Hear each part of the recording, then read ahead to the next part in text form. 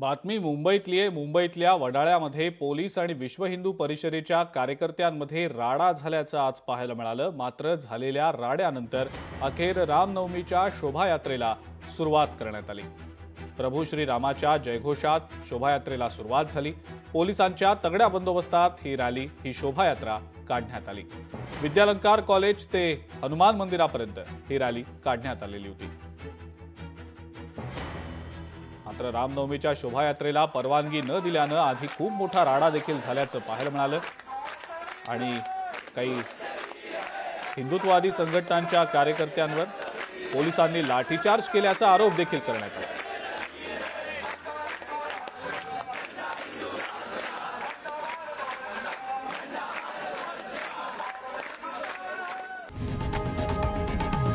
लोकशाही मराठी ऐका, पहा, जागरूक रहा।